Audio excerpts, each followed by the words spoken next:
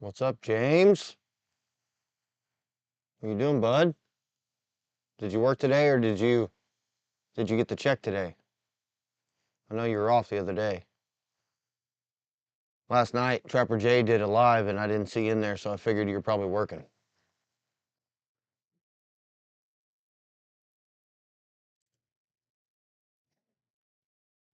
Oh, you're on break right now, so you're at work. Well, that's cool. I appreciate you coming in. We'll see if anybody else shows up. We got 3 viewers, but just you talking so far. I might have some lurkers, some people that know about my YouTube that are either friends of mine or people that know me that just kind of lurk in here and watch what I'm doing. I don't really know what I want to talk about other than I'm stoked. I got 21 dogs so far, which is pretty badass. Yep, you missed it. It's all right. He cut it off kind of quick, or I guess he planned to cut it off quick, and then I kind of bounced because I thought it was getting shut down right then, and then hell, it was another 30 minutes. I jumped back in for a minute, trying to find something to talk about on here. See how many people we get in here. If you're in here and you're watching, comment and say something so I know who you are. I'm gonna share this real quick. I'm trying to. Iowa Trapper, what's up, bud? PA Trapping and Outdoors. How y'all doing? It looks like now I've got 3 moderators in here. Sweet. I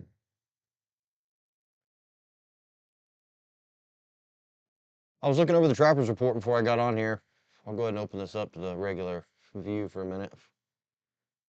I'm trying to share this on Facebook and share it on Twitter real quick while we're sitting here chatting.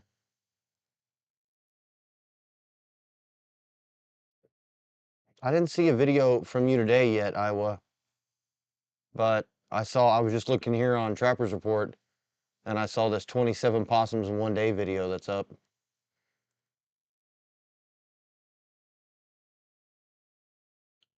That's got to be a record number when it comes to possums.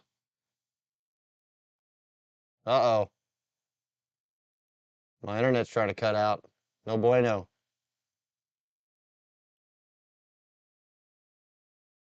Uh-oh. It looks like when I tried to open up Twitter, it bogged me down. Oh, this your last day for a little while? Man, that's here, let me switch back. Shit. Yeah, that's one of those things, when you got to work and you're running such a big line that you have to work on it all day. I got 72 traps out right now, so I'm gonna be busting my butt just to get everything done before noon or 12:30 so I can leave for work and try and be at work on time. And I got to work for the next 6 days. Buggy broke down. Well, I had a clutch stick on me 2 days ago or yesterday, and yesterday I was supposed to work, but luckily the job I got, I can kind of change everything up. And on the fly at 10 o'clock, 9:30 in the morning, I sent my boss a message and had her switch my days off to yesterday and today. So usually I'd be off on Wednesdays, but tomorrow I'm gonna be working. And I got 72 traps in the ground. If they start lighting up like they have the last few days, I'm gonna be busy. But I skinned a dog, or I tried to skin a dog the last 4 days in a row, and every time they're blue.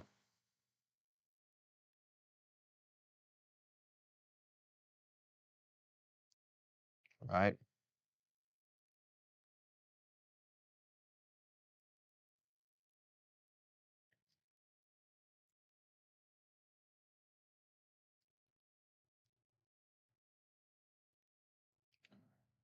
Were you taking all of that week of Thanksgiving off and trapping?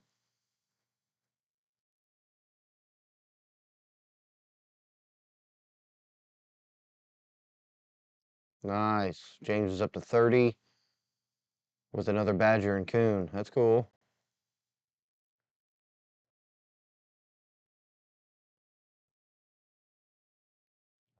So You can see how James put the word coot in there. We were on Iowa last time you did a live. We were watching. I guess it wasn't the last time. It was the time before that. I missed the last one you did.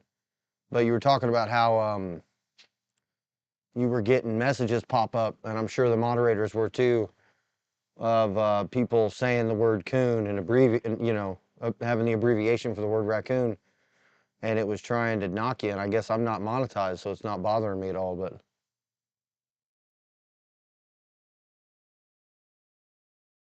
yeah, you don't have a Skinner, so I mean, how many traps you got? What, 400 plus locations out in the ground right now?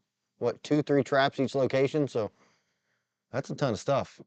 I got 72 traps out, and it feels like I could put another 5 dozen out if I want, but I'm saving most of those for bobcats. I got 4.5 dozen sitting here for bobcats, and I got another 2 dozen in the truck, in the buggy.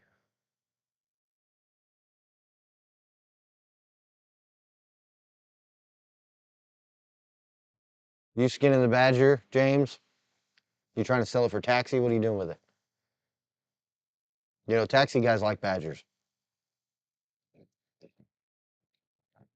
and as long as its fur looks good, they don't really mind.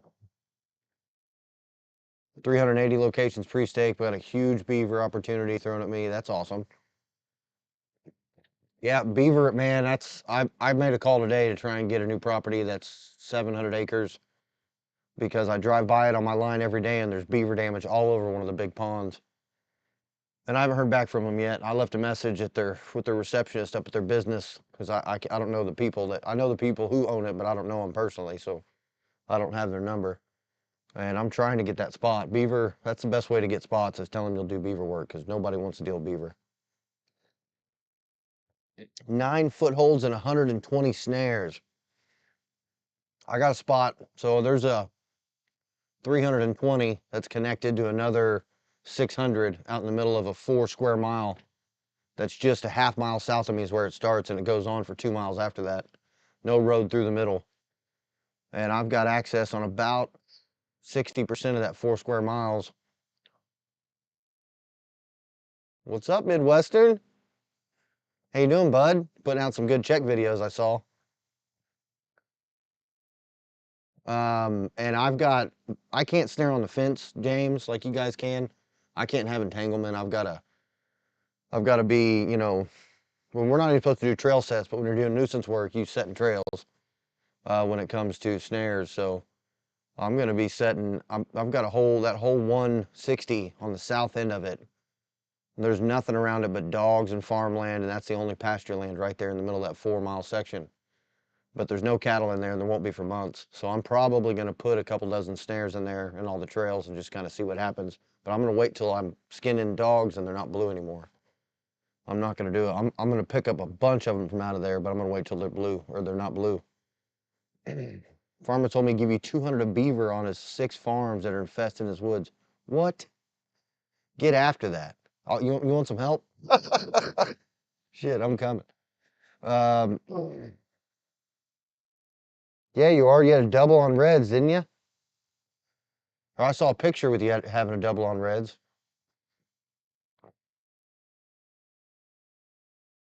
Yep. Snares on beaver too. Justin up there on a beaver job at 200 a beaver. I like using snares on beaver, but I've only one of the properties I have. It's about 4,000 acres. I do nuisance work on? So that's the only one those are the only ones I can use snares on. Um, Everything else I've got to do it by the book, and it's just fur trapping. So I can't use snares. I can use conibears, but not snares. I know. I wish I could set fences. You know what's messed up is I had to pay to take a test and to apply to be a NUCO. And then I have to pay yearly a license fee to be a NUCO. The state trappers in Oklahoma, the government trappers, I don't know if they're allowed to, okay? So I'm not trying to get anybody in trouble, but I know they do it because I've talked to a lot of people that have seen them snare. And they snare the fences just like he's doing up there in Idaho. And a lot, some places allow it, some places don't. But here, I have to be free of entanglement, so I can't snare the fences. I've got to snare trails off away from the fences and away from trees so they don't get tangled up. But the government trapper who comes and traps your place for free, he could put snares in the fences. I think that's horseshit. If I got to pay for it, I should have the right. I got to pay for the licensing, and then they outdo me for nothing because they get more dogs out of the fences. Where we at here? Raymond. What's up, Raymond? How you doing, bud? Glad to have you. Yeah, you are lucky to trap fences. Gavin in the house.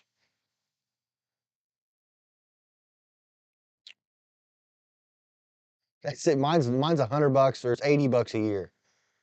And you know, we had to take a $200 test to get it. And I don't mind paying it because I really enjoy doing I like trapping whenever it's not trapping season.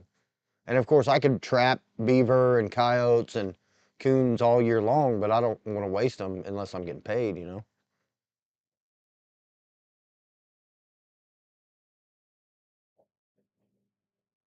What night is it? Is it Wednesday? No, it's Tuesday. Hold on just a second.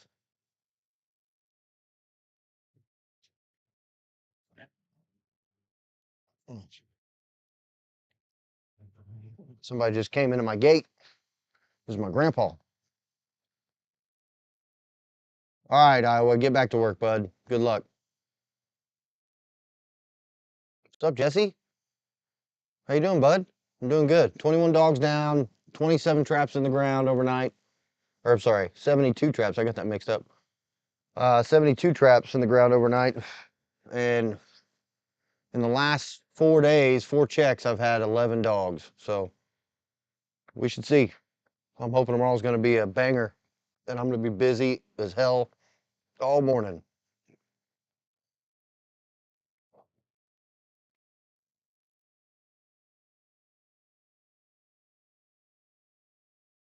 Yeah. See here, the nuisance guys, if you're doing nuisance work, you can't keep body parts of any animal except a beaver and a coyote, which is fine because you'll get your castor and you'll get your beaver meat and you'll be able to take the skin if you want to and the skull and make something off of it.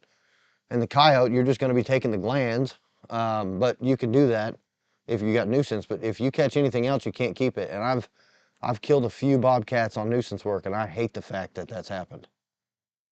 I hate that. And two of them were in on beaver jobs in conibears set for beaver.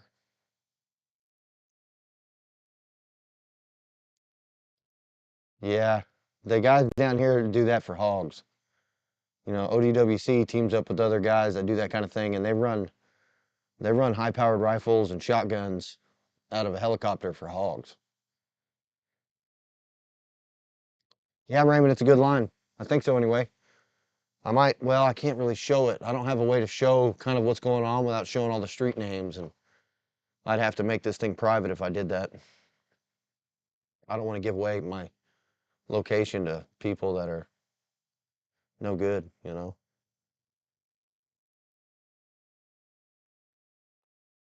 I've been um I've been doing a lot of hydration. You guys do any of this? Prime? This stuff tastes like Skittles, like a mouthful of Skittles. Pretty good. Yeah, you guys are right in the middle of the month, huh? So the 15th is Kansas opener. Yeah, keep your secrets. That's right, Raymond. I'm pretty open book. I'm not gonna lie. I I'm one of those guys that thinks information should be free. Of course, you don't have to tell everybody everything, but I like giving out info, but I'm not giving out my location to a bunch of random, you know, anti-trappers on YouTube. This prime stuff's awesome.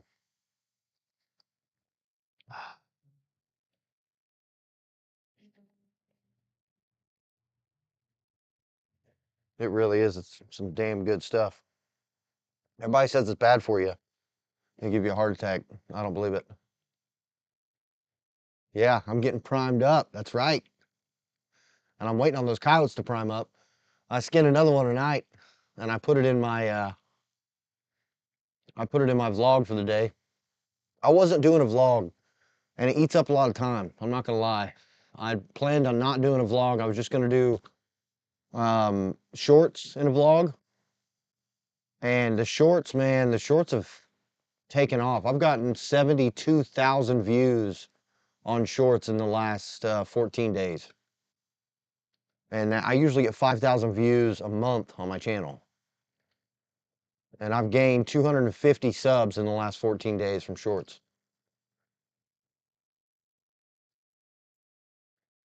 Everything is bad for us. I know, man. I think Prime's good for you. I think that's all horseshit. It's got, BCAAs in it. It's got a bunch of nutrients. It doesn't have any sugar in it. It doesn't have any fake sugar in it either. It doesn't like it. Stevia is bad for you. Sugar is good for you. They tell you sugar is bad for you, and so you need to have Sweet and Low. And Sweet and Low's got aspartame in it. And stevia is, well, I don't want to get into that. If I start dropping too many truth bombs, they'll drop my live.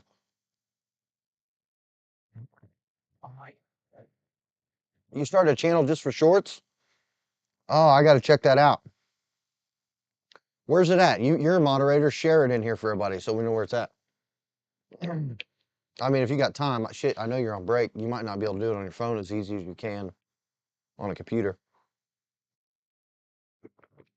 Yeah, the shorts are fire. And you know what I figured out?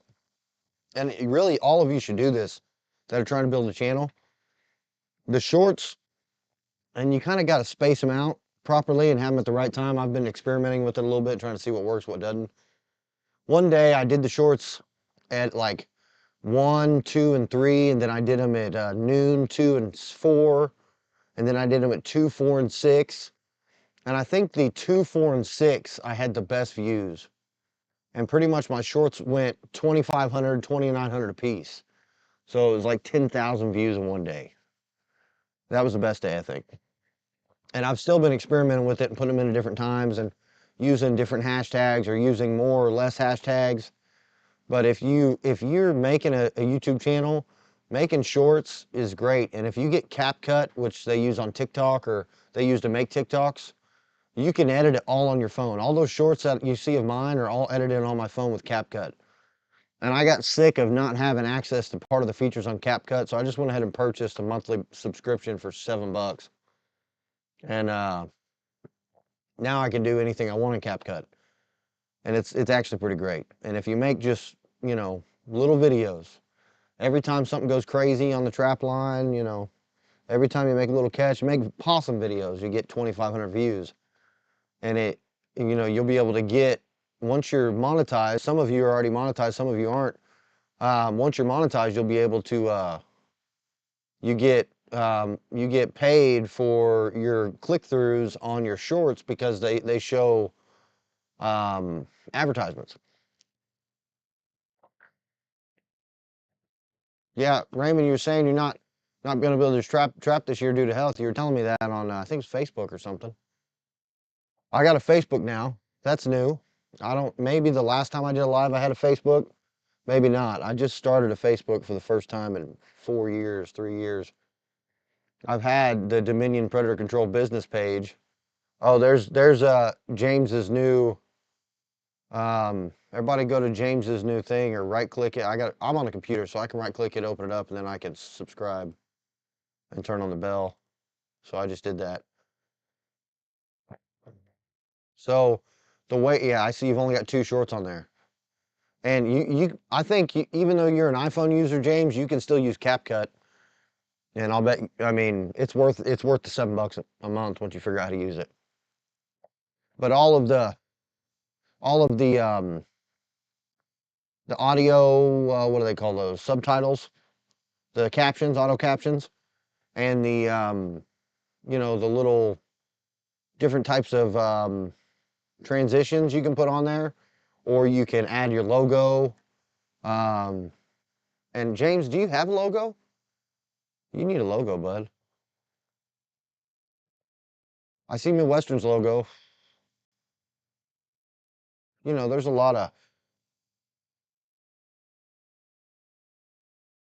of ways to get through to people, and it takes time, and you got to build. But I'm trying to turn my YouTube into my part of my income, so I'm gonna bust my ass on YouTube. That's why I'm putting out 4 or 5 videos a day right now. Today was a slow day. I only had 1 coyote. Didn't even catch a possum or nothing. I could have made some shorts of me, having to remake sets, but I didn't do that. So I have one short today and one vlog, and the vlog was only a single coyote, so it was pretty weak. Yeah,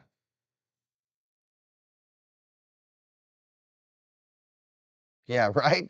That's the fact, and I know that's true. But see, I think I broke the algorithm with the shorts.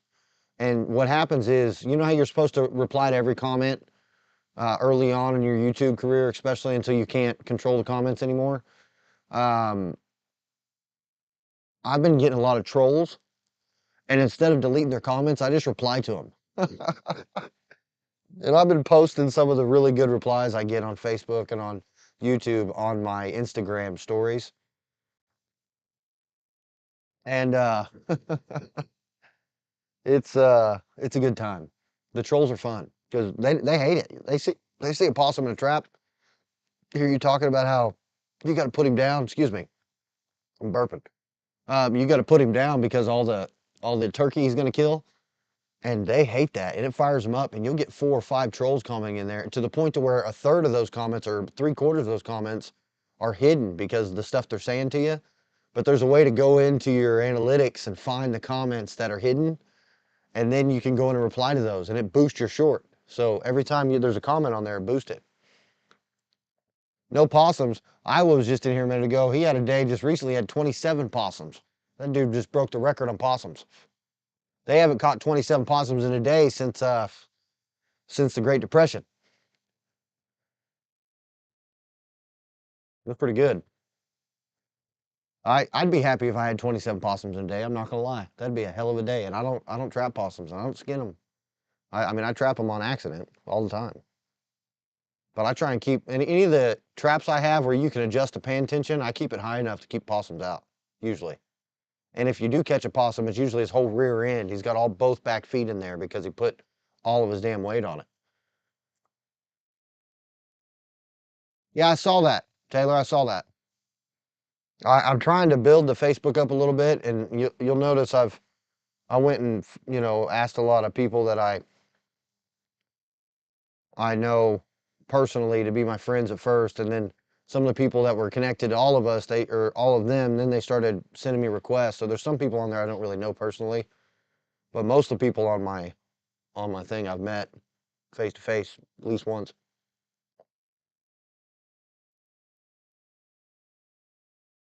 Yeah, I can't stand those possums. I mean, I can't wait to get some really nice ones too. If I can get some really good, nice possums, I might have a market for taxidermy on a couple nice possums. I'm hoping I get some good taxidermy catches this year because last year I did good on taxi. But the economy's falling apart. The gas is cheap again, but inflation's insane. And a full buggy at Walmart's 500-600 bucks. I mean, nobody can afford that. Well, I used to go through Walmart. Me, my wife, and my first 2 babies 4 years ago. We'd get a whole buggy, and it might be 250. Borderline in three, and it would last 2 or 3 weeks. Now you can't even. I get a tenth of a buggy. It's 120 bucks. Yeah, who was that, Raymond? I was looking at that. I was like, who is that guy here? I might be able to. I'll pull it up. I think I'll send it to myself on Instagram, and I'll show you guys with the picture he's talking about. Let me see if I can find it. It's gonna be on Facebook. Did you send it to me in a message on Facebook? No, it must have been a post. I saved the picture though. I know that. I got it in my gallery. I was trying to figure out who that was. There it is, right there. All right, let me send this to my Instagram real quick.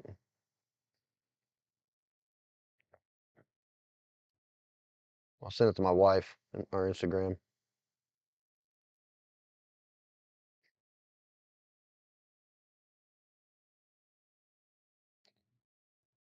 Yeah. Hold on, I'll pull it up real quick so y'all can see it. Midwestern said, I had a decent check today. Had a coyote, one red fox, and 2 raccoons and 2 gritters. So that is a decent check. So, if you have a day where you've got, what did you say, you had 27 traps out or something? And you've got 1, 2, 3, 4, 5, 6 catches, and then you have a real good day where you have 6 catches, but they're all predators, you're stacked. I mean, you're busy, busy. Those are the days I look for, and that's kind of what happened. Those 2 days I got 4 coyotes. I didn't catch anything else but maybe one skunk during those days. Everything else was all coyotes. But then you have days where you get 4 catches and they're damn 3 possums and a coon. And I don't trap possums and coons on purpose. I might have said that 100 times already, but I don't. I don't set for them. I don't trap them on purpose. I plan to trap skunk on purpose, but I hate to think that I already caught all the skunks in the spots I'm at. I mean, I've caught 8 skunks by now. Let's see.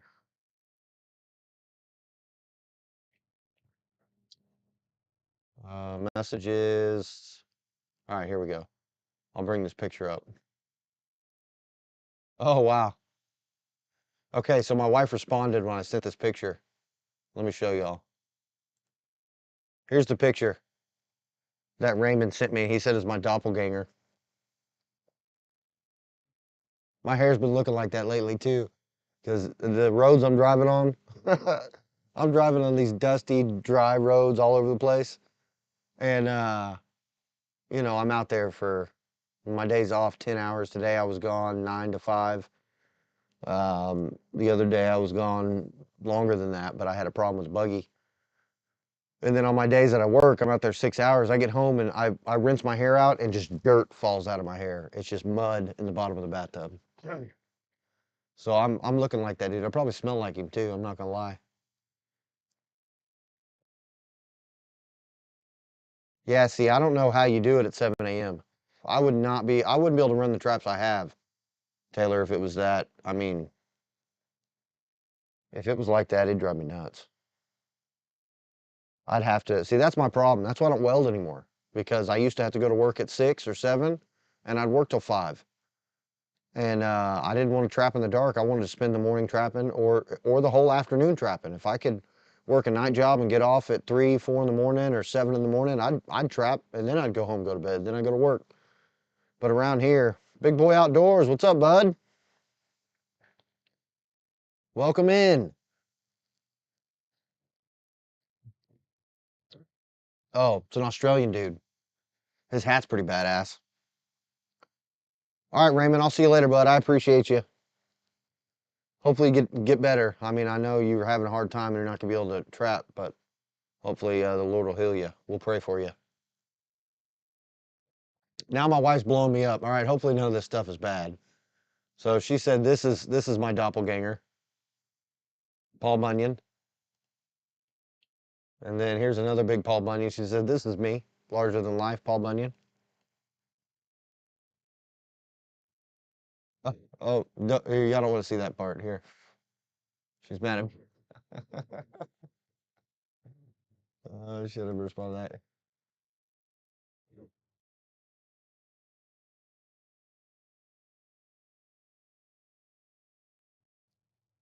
I posted a I go on here, I meant to turn that off. Did I not turn that off? Yeah, I did. On on Instagram, if so say anytime Trapper Jay puts up a video, and I've done this for James, I've done this for other people, and we could do it for a lot of people, especially if you have Instagram. I've done it for Iowa Trapper, but he didn't get on his Instagram at all. So anyway, you take a screenshot of their video on YouTube and then you write something about it and post a link to it and put it on your story, the screenshot on your story. And it helps build their channel. And it also, then if they see it, then they share it. And then people that are following them see you and then they come follow you. And it works for Instagram followers. And it can help with YouTube subs, but 71 to 76% of the people that watch my YouTube don't subscribe. So it's hard to get people to sub. And shorts, I've gained almost 300 subs in the last 14 days from shorts. So I was down 632 on the 14th, and now I'm pushing 875. And so for the month, though, before, for the whole 28 days, it's been almost 300 subs, 297 subs in 28 days, which is huge. And almost all that came from shorts. So if you've got the ability to do shorts, do it. And I think really, James, I know that you made a separate channel for shorts, but it would boost your channel to have shorts on it. But if you want short channel, eventually you're going to post probably most of your videos on that channel too. So I'm just smoking away. I'll be out of cigarettes soon too. Shit. Big boy says hi. Glad you're here, bud. Yeah, I noticed that's the thing is I used to weld. I'm a TIG welder, and I made the last year I welded, I made $84,000, $87,000. Great year. And I don't clear 28 now, but I get to trap, and I see my family more. So I mean, there's a trade-off there, and I could travel up to Tulsa if I wanted to, or Catoosa. And I've already found some places I can get a job up there, but hell, Catoosa is an hour and 20 minutes away, hour and 15 minutes away. So I'll be on the road driving for 2.5 hours, and then I want to trap. That's just not going to happen. And if some shit goes down, and I'm in Catoosa, and my family's all down here, an hour and 20 minutes away, I might be screwed. And you got to go straight through Tulsa to get here, and they've got a couple of different places that are doing construction, and it causes problems. So I'd love to weld, but where I'm at, there's not very many weld shops. You got to either go to Okemah, Muskogee, or Broken Arrow in Tulsa. And both, Okemah's 45 minutes, Muskogee's 38 minutes, 35 minutes. And that's not too far, but those jobs there are nothing like the good TIG welding jobs I can get in Tulsa. There's some, there's just, MIG welding or some stick. And I was 60 certified TIG, and then I was doing a whole lot of aluminum work, but I don't do thin aluminum work too well. Hell, I haven't fired up. I haven't TIG welded in over a year. I'd need 2 or 3 days with a bunch of gas and some rods, burn some rods to kind of get back into it. Right now, my TIG welds be looking like hammered dog shit, probably. See, if I could find a graveyard shift around here, James, I'd do it. If it was 22, 23 plus. Right now I make 17, so. And I mean, my job's super lax. Like I said, I can call and tell them I'm switching my days off like an hour before I go to work. I can switch my day off to another day and be off that day if I have to. My job's really lax. It's a cool ass job.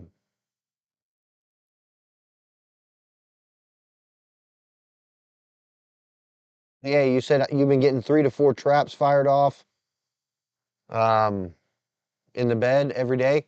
I'll bet it's deer if it's sitting in the bed still. That's what happens to me. If the chain's not pulled and it's not out and there wasn't any kind of catch circle, it's almost always deer. Coons will pick up your trap, and 90% of the time they don't even set it off. They just pick it up and throw it out of the way. And skunks, they get in there, and skunks and possums get in and they sniff around the pans and pull the pan cover out and then just leave it like there. So it's still in the bed just with no pan cover. But if it's snapped off and sitting in the bed, it's almost always deer. There's PA Trapping Outdoors channel. Y'all go follow him.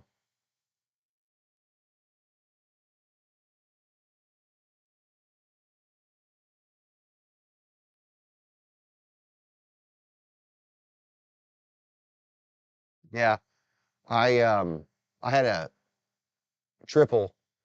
So last year on my show, I had a double and a triple that I played in the same episode, and I was working a beaver job at the time. So I was doing beaver work before work and then going to work, and then I was getting up extra early in the dark to go check traps. And both of those really badass catches were done in the dark, where you got bad video and it sucked. And I waited around till the sun started coming up at both of them, but it wasn't enough for it to look good. It looked bad. But it is badass when you pull up in the buggy and you're shining light and you see some eyes and you're like, oh, it's probably a coon because it's not moving. That happened on the first double I got last year. I pulled up and I saw one coyote bouncing like crazy, and over there was a set of eyes and it wouldn't move. And I was like, well, hell, it's probably a coon or a possum. I'll deal with that later. Well, then I got done dealing with this coyote. I got over there was another damn coyote. But he was a badass, mean bastard, big old bastard. I got video of it and pictures of his face. He had scar on his nose, part of his nose missing, part of his ear missing. He was a badass. And he wasn't going to move. He wanted to get me in that circle so he could take a bite.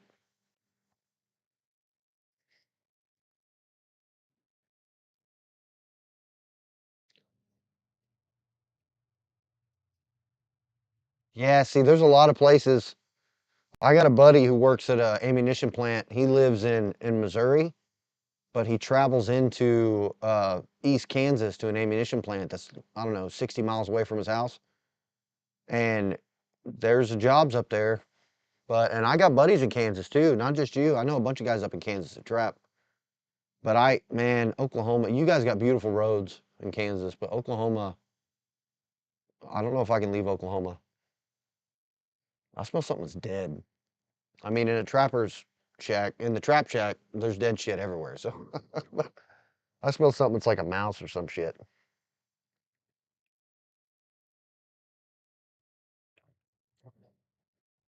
See, that's not too bad. But I mean, I don't know. Don't you say you get your full hours in though? So even though you're only working 14 days, you're still getting like 88 hours of a paycheck every 2 weeks. So you're still getting some overtime and you're clearing your 40 hours a week. Because if so, that's great. 23, I mean, I started out at this last job I had at 23 and I was there for a year, but then I went up to 30. Huge jump. And he wanted to keep me. And really, if I would have stayed, I'd probably be making 35 an hour by now. And I'd be slaying it, but I wouldn't be able to trap at all. I mean, not at all, because it's too demanding of work. What I was doing, I was I was welding mobile landing pad strips. It was a government contract, and they have them. They're already made. They have a contract to make new ones that someone else had, and they have a contract to fix old ones. And I was the lead welder welding all those that were fixed. I mean, I was making millions a year. And he's a good buddy of mine. And I haven't talked to him in a year and a half. Hopefully he's not mad at me for quitting. But we were worried that their business wasn't going to pick up for too long, and that the government contract's going to be harder to regain, and they were going to have to move into other stuff. And really, that's what I was doing, and it was a good job, but I wasn't able to do what I needed to do, and I was pretty much broke anyway because we were spending all that money staying alive up in Oklahoma City. So, and I have places to trap in Oklahoma City, out in the west side of Oklahoma City, and there's great dogs over there, beautiful cats too. You would think it would catch deer, foot, and pull away from bed. You would think, um, and you would think, but a lot of times I find them just sitting there, and the only track I can find is deer track. Yeah, share Midwesterns too. You guys who are not following Midwestern Trapper, you need to do it. In fact, I need to make you a moderator, Taylor. Okay. Anyway, 13 of us in here. I think there's one, two, three, four, five, six of you commenting. Five of you, well, five of you commented within the last 5 minutes. You other folks that are in, oh shit, I just lost three as soon as I said something. You other folks that are in here, if you haven't already commented, comment and say what's up. Let me know who you are.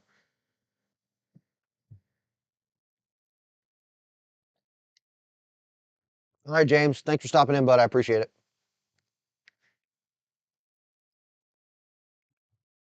We might go on an hour. We might go on a little later. I'll show you all some images. Some of you seen, many of you have seen them, I guess. Maybe some of you haven't. Oh, something went wrong. Inbox died.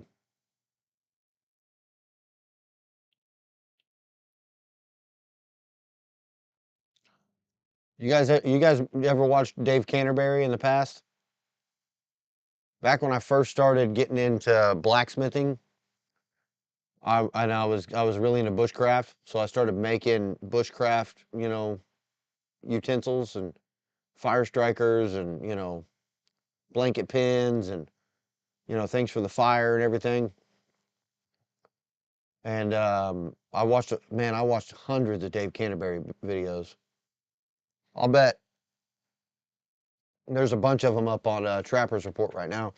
I'll bet 80% of my YouTube before 2017, 2018 was all Dave Canterbury. And that guy Wrangler Star. I don't know his name. He kind of creeps me out a little bit though. I guess Rich Mellon has his first day up vlogged. I haven't checked that out. Trapping Inc. TV. I don't know if it's a TV show or if it's just a vlog, but he's got new videos up.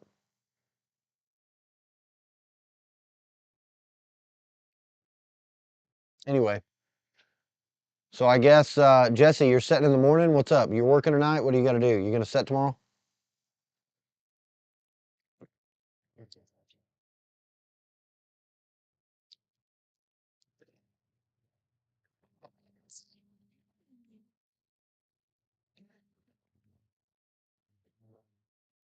I'll switch back over to here. Wait on comments. I don't know if this is a video or not. If it's a video and it's not on YouTube, I can show it to you. But if it's on YouTube, I can't. Oh no, this is just a blog. Rich Mellon says, "Day one, I'm gonna die."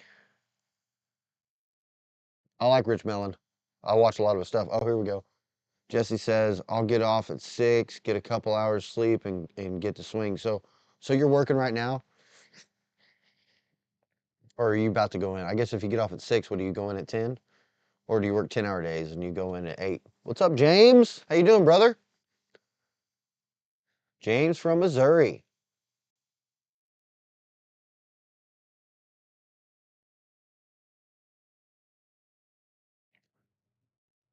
Yeah, yeah. That yo piss is stout. No, that yo piss I got is from Hoosier Trapper Outdoors, and I bought it and they preserved it, and I didn't like it the first year. Compared to the other urine I was using, it didn't catch.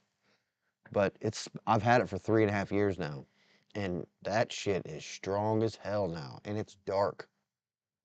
I mean, you think urine would go bad after a while, but I guess the way they preserved it, they probably I don't know what was in it. I assume it was just straight piss with preservation, some SB in it, but it it's strong as hell now. It's the strongest yolk piss I got.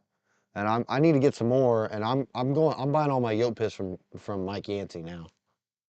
I like Mike a lot, and Pine Hollow's got some great stuff. I've been using his lures and baits and slaying on it. And he sells the only urine he sells is Liesel Roosewatch urine, and Liesel has the best urine. He produces the best urine in the country. Oh, you go in at 11, and then you get off at 6, so that's cool. Yeah, James, glad to have you, bud. We try and do lives every once in a while. I was gonna do a Monday and Thursdays, and last night I was about to go live, and Trapper Jay went live, and I was like, shit, I better get on that. And then I got in there, and he had 136 people in there. I mean, quick, and people I'd never seen in his live.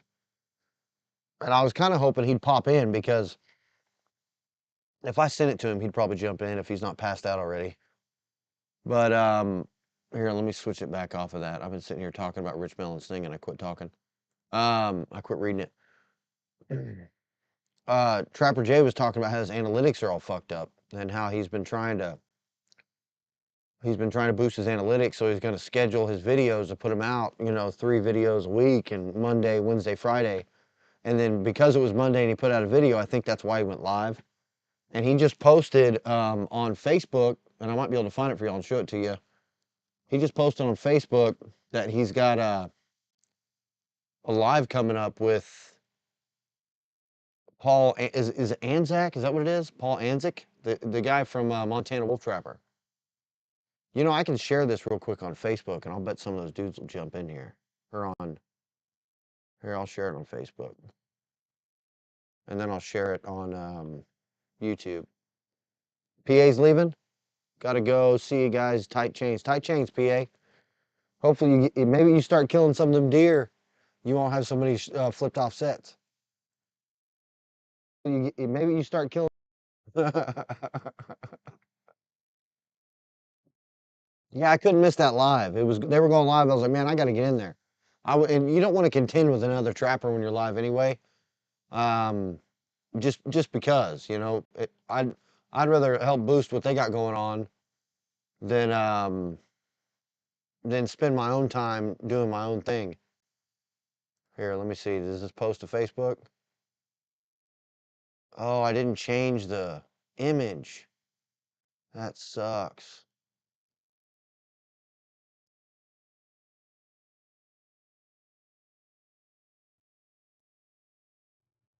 Oh, he's not my friend.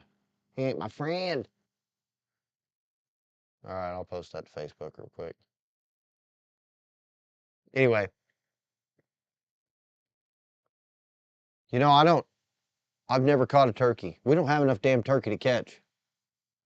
I've caught, I've had some bird non-targets, and one last year, one time I had 3 days in a row where I had a rabbit leg, rabbit's foot, and that's it.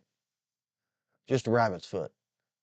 And then I got to another trap in the same property about 4 days later. So 3 days in a row, just a rabbit's foot. And I thought something was coming by and eating it. And I didn't really pick up on it until 4 or 5 days later. I had a rabbit in a trap. Well, then I went and pulled the rabbit out of the trap. I put it in the buggy, took it with me to use it as bait somewhere else. And I come there the next day, and it was a fucking owl. I was pissed. That's what was eating those rabbits, was the damn owl. And the owl was in the trap, and he was a little bit damaged, but I released him. He flew off. I mean, he took off. But it was kind of wild. I hate having a bird in a trap. But it is what it is. I mean, you can't help it sometimes.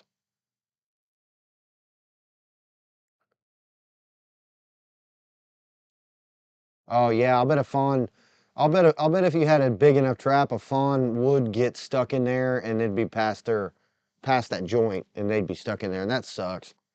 I can't imagine doing spring trapping and having a fawn in it, but I mean, if I think in Oklahoma, if I catch an animal and they have to put it down because there's something wrong with it, I think I can keep it. I might be wrong about that. Yeah, he gave you a tag for it, so you got to keep it.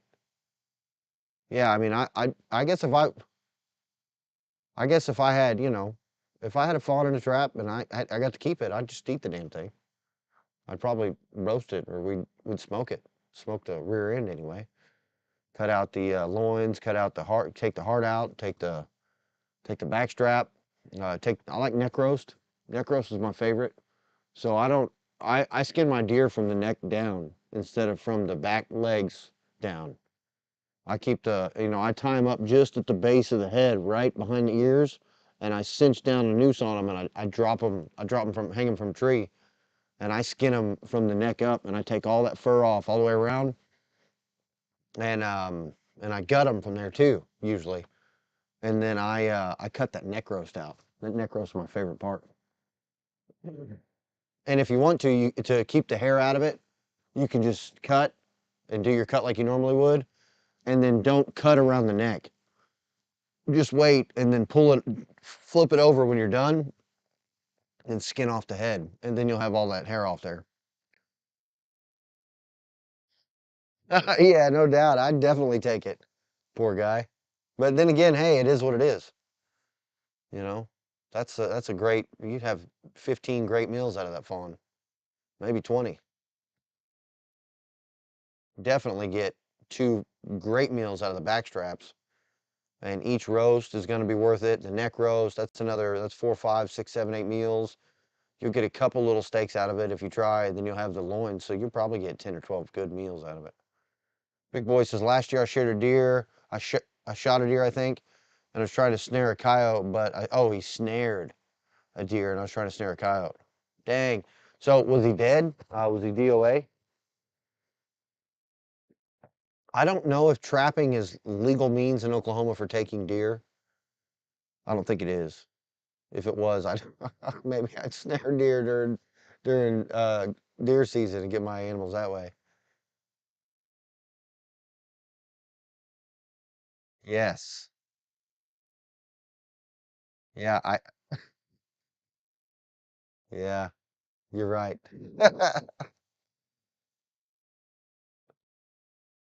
So you did get to keep it. That's cool. How long was it dead? Was it still good? Because I guess it's a good cold night. If you're under 40 or under 55 or 45 degrees, I'd say you probably do pretty good even if your deer was dead there for 4, 5, 6 hours. Was it in Big Boy? Was it DOA? And if it was DOA, It was still good. I hate 2 and 3 prong questions. Ask somebody 3 or 4 questions in one sentence and then expect them to answer it all at once. Anyway, I was going to tell y'all that Trapper Jay on Friday is going live with Paul and Zach. I think that's how you say his name. The guy from, what's that show? Um, Mountain Men. I used to watch TV all the time, a long time ago. When Chloe and I first got married, we watched TV for the first 2 or 3 years, 2 years, and then I quit. Hell, I haven't watched TV and I don't have any clue. I think I can show you guys videos from Facebook. I can't show you videos from YouTube though.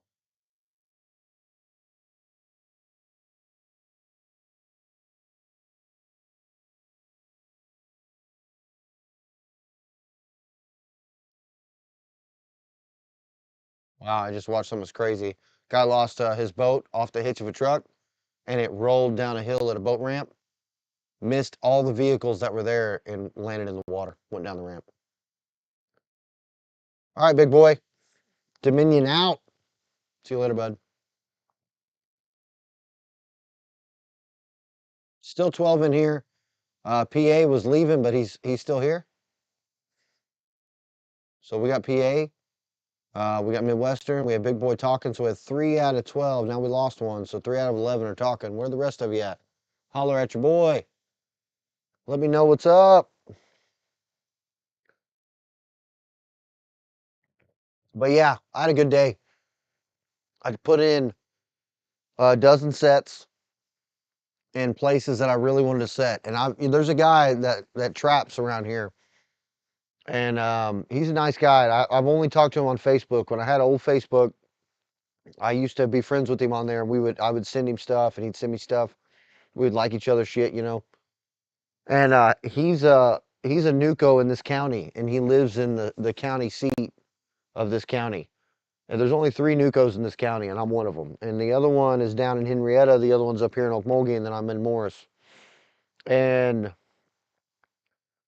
the he's got a lot of these places pinned up because they're on his nuisance paperwork as places where he's had complaints at. And I got permission to trap a place. Well, he already had the permission to be there, and he knew the guy really well. And so basically, he controls the trapping now on it. And I've talked to him, and he doesn't really trap coyotes. He just traps beaver. That's his thing. He's after beaver. So he at first he didn't want to let me in any of those spots because he knew that, he figured I'd be in there trapping his beaver, and he wants to get in there and trap beaver. Well, then he found out I'm just targeting coyotes and bobcats, really. He was like, "Oh, I got some spots for you." So now I already had about 11,000 acres, and some of it was places that were going to be pinned up by him. Well, I got to set on those places in the last. I got to set on those 2 places that I wasn't going to be able to set originally because it was his. And what happened was, I got in there and I had a double on coyotes the second night, or the third night I was in there, or the second night I was in there. First night I was in there, I had a single on coyotes. And I didn't have anything in there today, but now I've set some of the other spots. And we're going to meet soon. I haven't met him face to face yet, but I'm going to meet this guy. And he's been around here a long time. I don't know if he's in his 60s or I don't think he's in his 70s. I think he's in his upper 50s or lower 60s. And he's been trapping in here his whole life. And he knows everybody around here I don't know yet. And once I get to meet him and get to meet some of these other folks, he's going to want to come in and do beaver work on these places and knock out beaver. And I'm going to want to go in and get the coyotes and the bobcats. And I think that's what's going to happen. So I think I'm going to open up some more spots just because of it. So today I put in a dozen sets on new ground. I've been running traps and cattle. I never do that. And you know what? Midwestern, I don't know if Mark has my bell on. And he might be sleeping too. He might be an early sleeper. I'm sure he gets up early to run traps. But we could probably share this with him and get on. I don't know. Is he on Facebook? I need to see if Mark's on Facebook and try and find his Facebook. Mark had his check day today. He had 2 beaver and a muskrat. It was pretty good. Mark J. Larson. Let's look. Mark J. Larson. Let's see. On Facebook. That's not the same dude. That's not the same dude. I don't know if Mark J. Larson's on Facebook. I don't like Facebook. I'm not gonna lie. I just started Facebook to communicate with trappers. I haven't even only my cousins, my two cousins. I got two twin cousins. They look a lot alike to everybody else, but they never looked alike to me. I've known them their whole lives, and they I can tell a difference between them no matter what. I know the difference between them when they're standing with their back to me. But everybody else sees them like, wow, I don't know which one's which, and that's not just not true. But they are twins, but they're not identical. And they're the only people I know that are other than trappers that are on my friends list. That's it.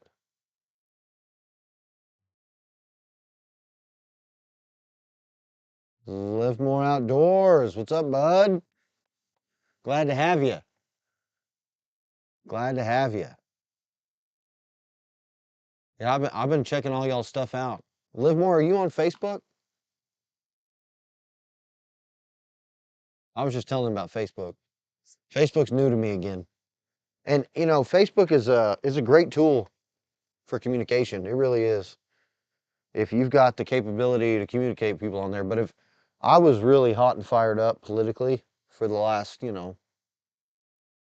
years, and I'm super opinionated, so I say what I think and I don't pull punches. As soon as once 2019 hit and Facebook started cracking down on a lot of free speech, I just deleted the damn thing. And that wasn't the first Facebook I deleted either, but I deleted it because I don't like self-censoring myself. You know, I'm what some people would call like a uncivilized brute. Those fancy pants that are always positive and they say really shitty things to people with a big smile on their face, real sweetly. Those those are the folks that they consider me an uncivilized savage. But on YouTube, I don't, I have a separate channel on Rumble where I used to make videos for political stuff that's totally unrelated to trapping.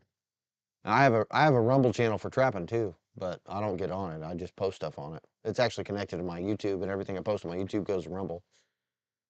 All right, Midwest. I'll see you later, bud. Good luck in the morning. Yeah, it's late for you. You got to get up. You got to check all those traps before you go to work at 7. So, yeah, Marketplace. Marketplace is good. And Liv Moore says no, as in no, I don't have YouTube. Amen.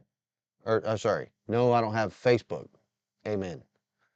I didn't have Facebook until this week in the last 4 years. So, but there's a lot of guys that I don't get to talk to anymore that used to be on some of my forums, and they're on Facebook, and I can see their day-to-day stuff on Facebook, talk with them there. It's actually pretty cool, at least that part of it. I won't do anything political on my business Facebook or my personal Facebook connected to my business because, hell, no point in stirring the pot. The world's falling to shit and everybody knows it. Ah. What's the Bible say, Live more?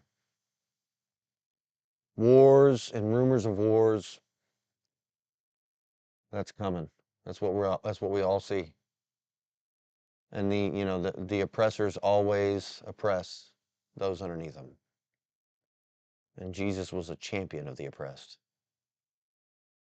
Pure religion is visiting the widows and fatherless in their affliction and remaining unspotted from the world. And I, unfortunately, am not unspotted from the world. But yeah, me too. I like being the uncivilized brute.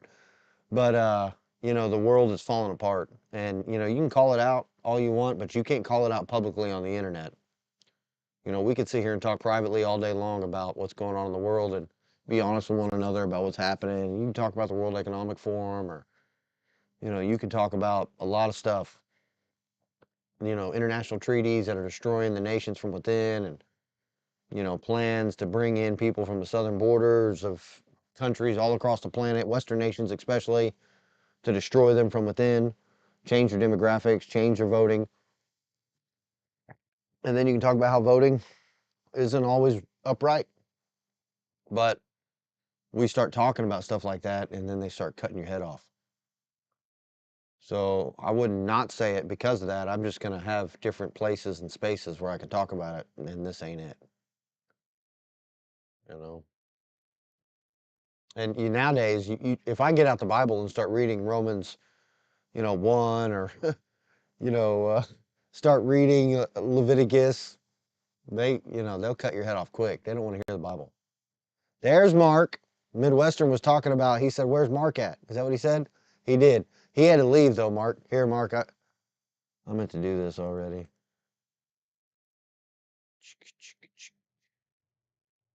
There you are. You're always really good at sharing people's stuff. And I've noticed that like Mark is like the if me and Livermore are the uncivilized brutes to society, Mark is so respectable and upright whenever it comes to talking with people on the internet. It's unreal. You're a much nicer man than me, Mark. I appreciate that. I'm glad you're here. And I'm glad, actually, Mark, it was through your comments on my video that I actually found the entire trapping community that I didn't know. And if I go back and look and I check out on your community and look at your comments that you make, that's how I find all the trapping channels I didn't know existed. I had no idea. And those two beavers were badass. And catching a muskrat in a 330, that is awesome. I think I commented on your video. I wish I could catch a muskrat. I've never caught a muskrat one time. I've caught two mink, and I never caught a muskrat. In fact, I had the thumbnail on here. I forgot to set the thumbnail. So the thumbnail that's on here is my old thumbnail. But I have a new thumbnail. It's just the same thumbnail, different color.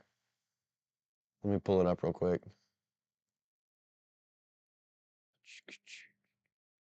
Trap Shack. The Trap Shack broadcast. Same thumbnail, different color. Lives with Ken.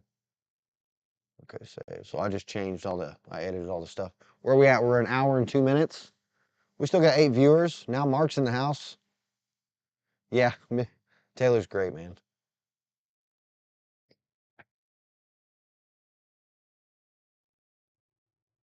Yeah, man, I want to catch some beaver that size, Mark. 50 pound, 40, 41, 42 pounds, and 50 pounds.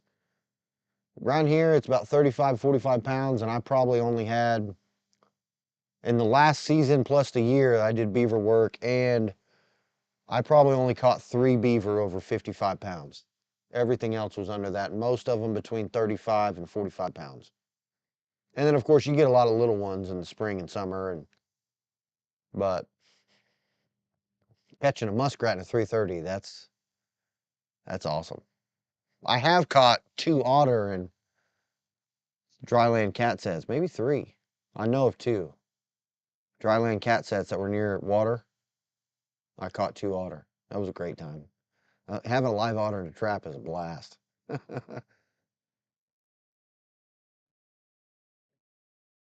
Who was I watching online earlier, and he's catching cats on catch on a drag. Let me see. It's going to be in my subscriptions, and they're all shorts. Oh, I bet it's in my history. That's where it's at. I'm gonna pull it up, try and find it. History. It's Backwoods Barbarian. He posts Backwoods Barbarian posted a video today of, "What's up, Jeff? How you doing, bud?" He posted a video of him relocating a 400-pound bear. But I've watched a ton of videos in the last week. Oh yeah, did you guys see Trapping with Jinx with his cat and 3 dogs he caught? That's pretty cool. Yeah, Mark, beaver trapping is a blast. And you having 3 drowners and 2 of them loaded, that means there's beaver in there. And it's more than those 2. I mean, there's no way those 2 beaver are doing all that work. It's going to be those 2, and those 2 are huge adults, which means you're going to have 2-year-olds in there underneath them, at least 2 or 3 2-year-olds. And then you might even have this year's pups in there, which are going to be, just under a year old. They should all be there together. Generally, when you have 2, and were they both male or female? Did you check them? Did you cut them open and find out? whether, they're, because that's the only way I can tell is by, unless they have tits, because it's springtime. The only way I can tell it's a female is by cutting her open and making sure she didn't have a penis.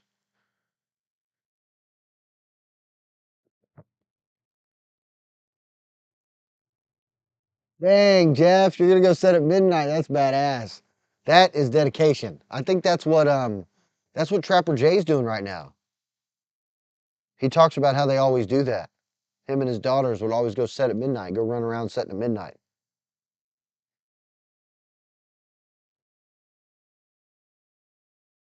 I won't be up that late. I got to go to bed before that.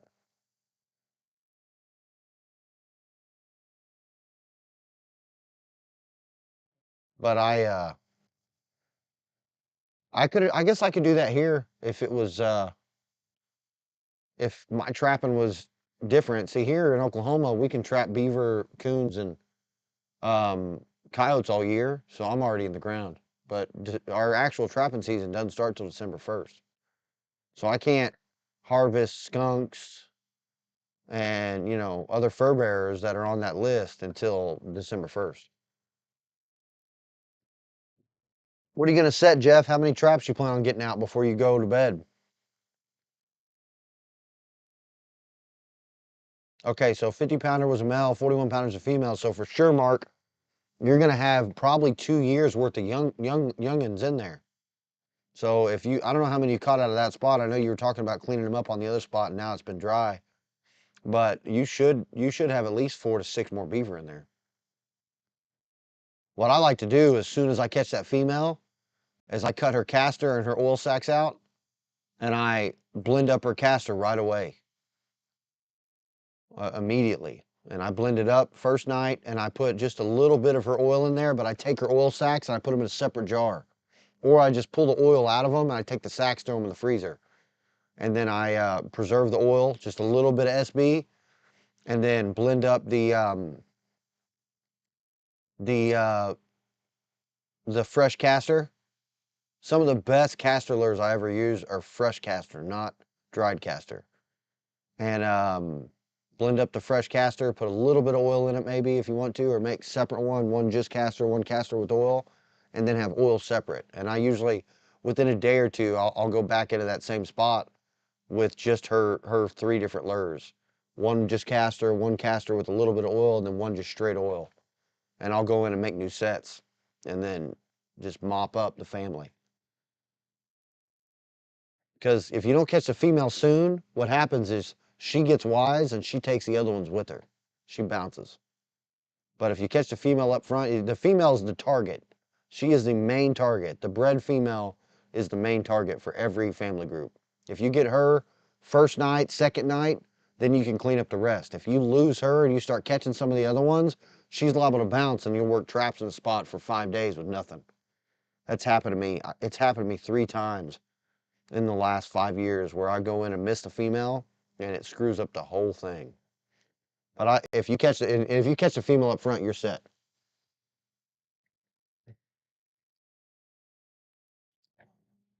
Yeah, you do. Getting out there at midnight. Dan Davis, Alta Delta Lure. Yep. But the thing about the female's caster is all of her litters, her 2 years worth of litters that might be there, they will all immediately come to her caster. So the ones that you're not caught so far, you're gonna mop them up with her caster. And I use a little cheap $3 food processor that I got at the thrift store. And it works. I mean, it works okay. What I like to do when I'm processing any glands is I got a cutting board, one of those plastic cutting boards, and I cut the pieces up while they're frozen, and then once they start to thaw out, I put them back in the freezer. Bring them back out and process them down with a knife again, put them back in the freezer, and I keep doing that until I got them small enough. Then I throw them in that little food processor and mix the SB and the glycerin in there, or whatever kind of liquid you use. I use glycerin, and I usually use glycerin, and just kind of make it a little bit soupy, you know. But fresh castor is real good when it's a little bit soupy.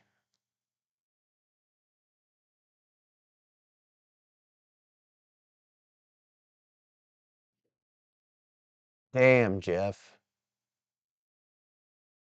I I'm sitting. If you see the title of my show, Jeff, it says Trap Shack Live, 21 coyotes down, 72 traps out overnight. I've been trapping for 3 weeks. Jeff, do you work? Are you retired, bud? I couldn't run 200 sets in a day. I mean, I could if I didn't work, but I couldn't do it. And I'd probably be on, that's 12 hours. We don't have 12 hours of light anymore. 200 sets is 12 hours. But you probably catch 6 to 15 dogs a day. What are you targeting, Jeff? Yeah. So, okay. So that does happen, Mark. And a lot of landowners don't know this. And if they got big property, they don't care because they want to get them taken out no matter what. But if you're in a small place, if you're on 10 or 12 acres and you got a pond that's being ravaged by beaver, come in and bring heavy equipment in there and dig their crap out and fix the pond that they destroyed. And it'll run them all off. But that's not good for me because I want to go in there and trap them. But if you're on a place that's 160 acres plus and you got multiple ponds on it, if you go in and try and fix one dam somewhere, you're just going to push those beaver into another spot and they're going to destroy it too. So you need to get in there and clean them up before you go in there and put equipment in there. So them going in there and tearing out the dam just to tear it out causes problems, and they might run off for a little while, but they're not gone. They're just gone somewhere else for a little while. And then they might not come back. They'll just go, a mile upstream, half mile upstream, a pond a quarter mile away, something like that. I I've had that happen on a couple jobs in the last year. Actually, the last beaver job I did, he tried to burn out the hut, and the first beaver I caught was in the entrance going into that hut. So I got lucky, but I only killed two, and he killed three, so we killed five in total. But I caught the female. He didn't catch the female. He killed a couple of males and a little pup, but I caught the female. I can't believe you're putting in 200 sets. I'd be dead. Pounding it in Oklahoma dirt, pounding in 200 super steaks. I'd be dead. I was the first 2 days I was putting in sets this season. I'm hitting them with that hammer, boom, boom, and about 2 o'clock in the afternoon, my my arms, the muscles of my arms on the right side, totally locked up. That's why I started drinking that prime. I'm getting all primed up.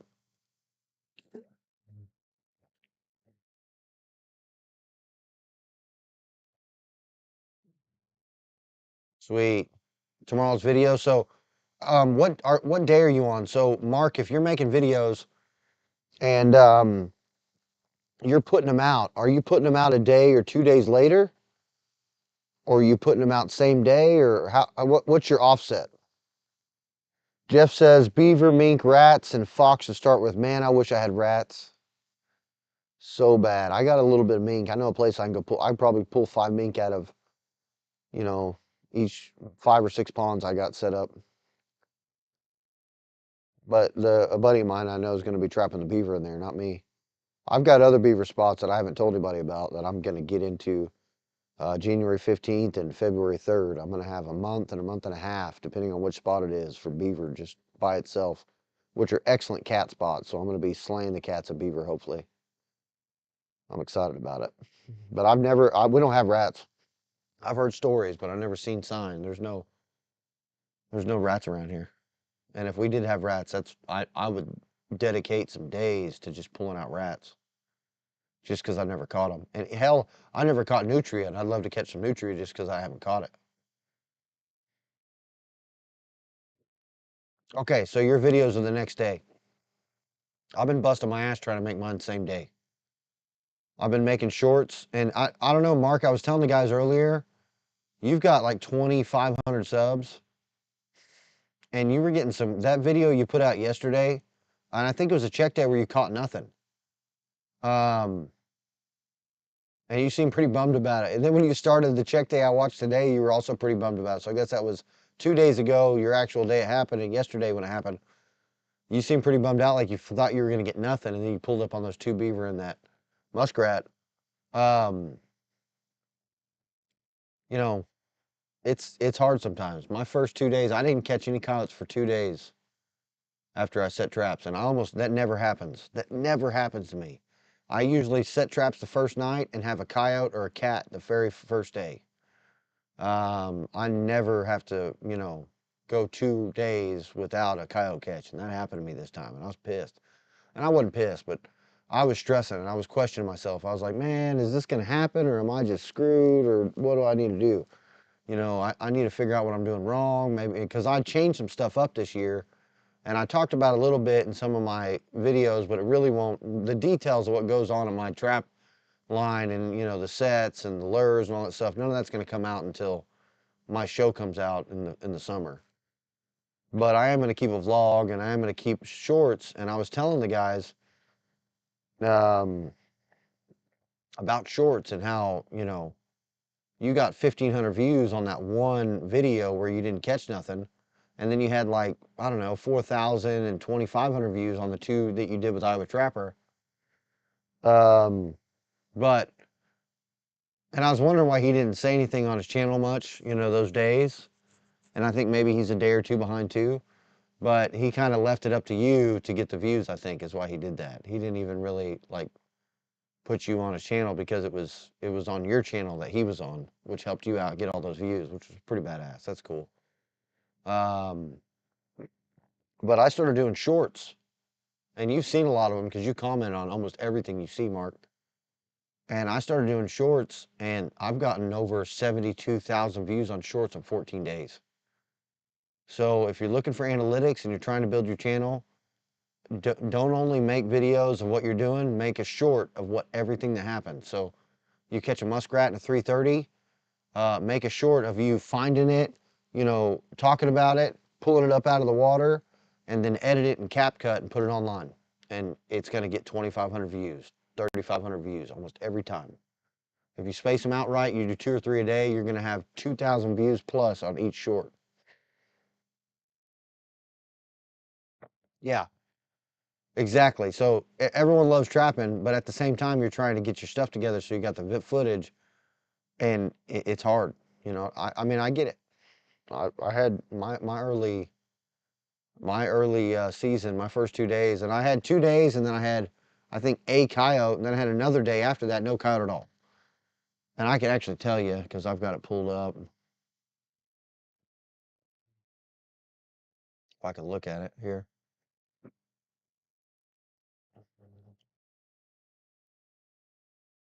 So my third check day, so first and second day, nothing. I had one dog. And then my fourth check day, nothing to record. But then on my fifth check day, I had 3 dogs. And I had the girls with me that day, so it was a really good day. We had a good time. We also caught a coon or two and caught some possums. We had a bunch of crap. But I just record. For my show, I'm only recording the predators pretty much. And the girls were with me that day, so I recorded a coon. And then I had one dog, and then I had 2 dogs, and then I had one dog, one dog, one dog, and a cat, and then I had 4 dogs and 4 dogs. So the amount of traps I'm putting out, I'll have a couple days where it's low, and then when all the traps hit, they hit hard, and you have a lot of stuff going on. So the more traps you put out, the harder they hit whenever they do hit hard.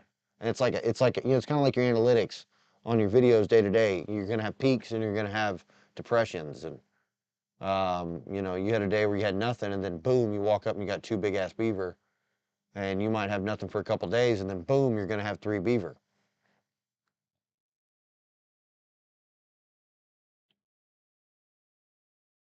Yep, same thing here. We and it's been cold. It's cold from about midnight to 6. And then when I got up this morning, it was 38 degrees. By the time I was out on the trap line, it was 55. And then by the time I was actually getting my first stuff done, I was in a t-shirt and it was 65 degrees. So in 2.5 hours, it went from 38 degrees to almost 70. And but then it started cooling off around 1:30 too, because it's getting dark so early. So it started to cool off a little bit about that time. About time put a hoodie back on about that time. Lobo predator control. What's up, bud? I don't think I've seen you in my lives yet. I appreciate you coming in. Trapping is one of you moderators need to get rid of this comment. Trapping is not barbaric and is not outdated. It is the baddest thing on the planet. Yeah, I got my buggy working, bud. It's up. I had an issue with it, and it's my fault. I'm not gonna lie. I've been having issues shifting it for the last 4 days, and it would shift hard because it's still giving gas, and I knew there was something in the clutch, and I didn't mess with it. And whenever it shut down on me, I was like, "Damn it, I fucked it up," or that's what I thought anyway. And I didn't realize the magic fix was running at 7, 8 miles in low gear at 15 miles an hour or 20 miles an hour. But as soon as I got back to the house, boom, it was done. And I took it all apart and I got in there and made sure that there was still nothing in there and that it was cleaned up. But what's happened is, I don't know if some of you have Polarises, or you probably have a side by side. You know what the clutch is. What's up, Chris? How you doing, bud? There's a shroud that's over the clutch that you take off. And in order to get that off, I've got to take the air box and unhook it and remove it completely off the buggy and pull all the hoses. And then I've got to take one of the grease zerks out to get it out because of the way that it has to come straight out before it can lift up and come out.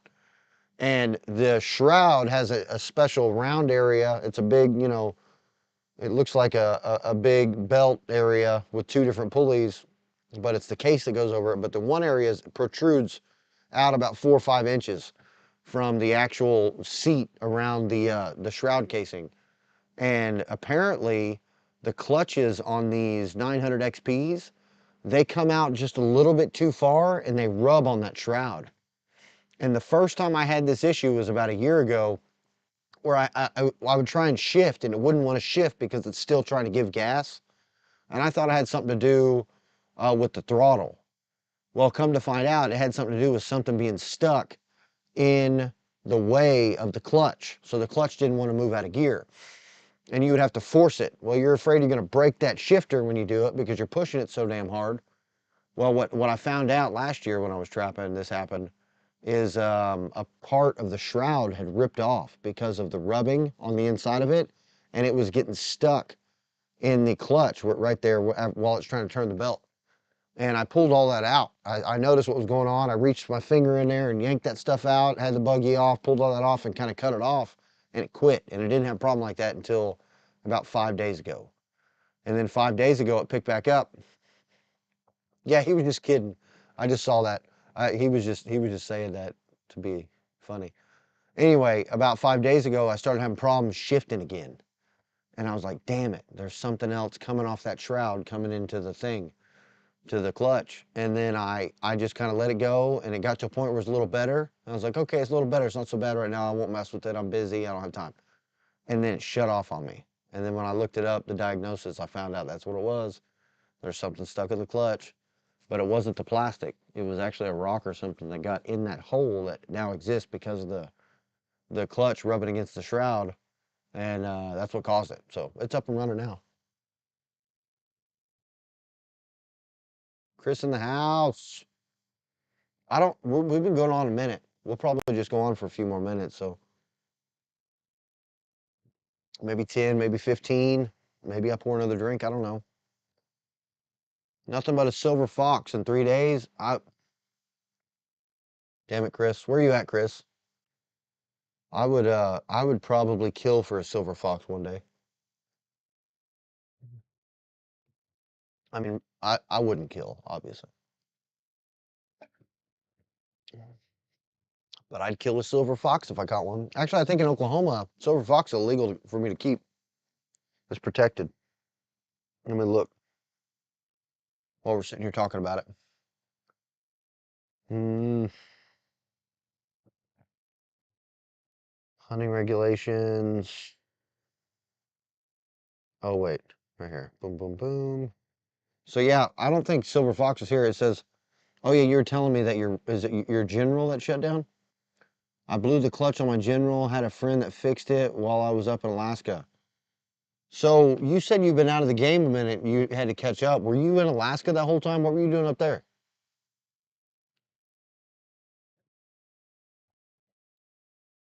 Oh, Yeah, I hate possums. I hate coons too. I hate coons. I haven't caught a coon in 4 days. I'm happy about that.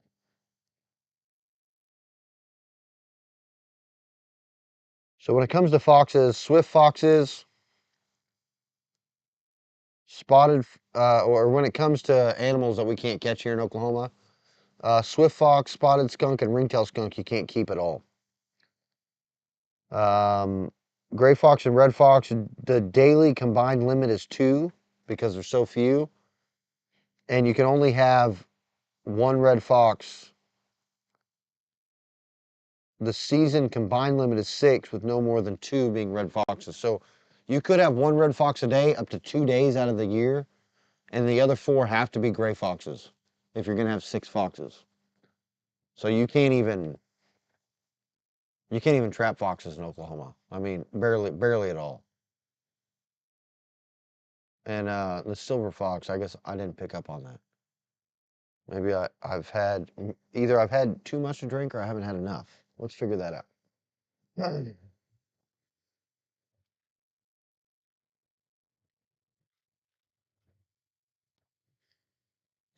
So I'm not sure, but I think the best way to test whether you've had too much or not enough to drink is to drink a little more. Chris says, just have 7 traps. Co-op is having trouble getting the Duke 550s in. The thing about those Dukes, man, is they are everywhere. All of the farm and ranch places, all of them sell Duke traps. And the 550s are there, but I haven't bought them yet. I got 2 dozen 650s and I love them. But the pan, a little bit funny. It needs more adjusting. It's not thick enough. It should be stronger. It's not. It should be another, I don't know, a 16th thicker minimum. I don't, I, if it was a little bit thicker, it'd be fine. A 32nd thicker would help.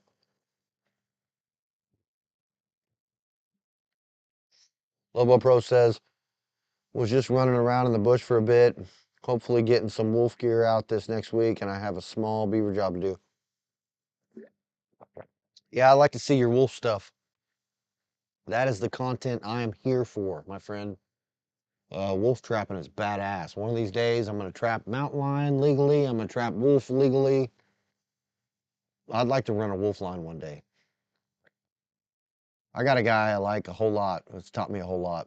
He lives in Nevada now. He's a government trapper, and he's catching mountain lions. And man, that's badass. I'd love to catch a mountain lion. Yeah, I noticed you went and hung out with Trapper Jay was talking about this last night. You went and hung out with Iowa Trapper, and now you're a coon trapper overnight.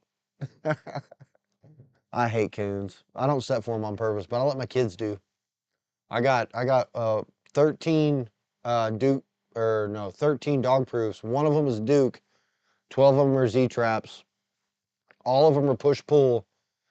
And if I put the Duke out with 5 Z traps, I'll get there. The Z traps will be cleaned out. The Duke trap will have a coon in it. But the cleaned out traps have nothing in them, or a possum if I'm lucky. Yeah, I think the 550 is definitely the best trap. And I haven't tried, and I've got 5 dozen the MBs, but that was before the Duke 550 came out. And I had money back then. I don't have money now. I'm broke. So if I buy traps, the next traps I buy are probably going to be a Duke 550. And I don't know if you guys have seen them. I'm sure you've seen them. The K9 Junior Extremes with the wire lever. Man, that is a sick looking trap. I've seen that, and that thing's badass. I like it a lot. But hell, it's like $360 a dozen? Fuck. Nobody can afford that shit. And I say that, I know people can't afford it, but why? Some of my favorite traps are Montana number threes. And you guys know John Graham, and if you don't, you need to know who John Graham is.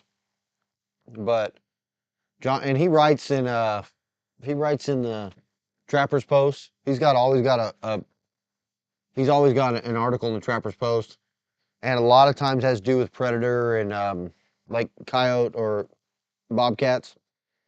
John Graham sells some great lure, and he sells Montana number 5 and the dogless Montana number 3, and that trap looks like shit.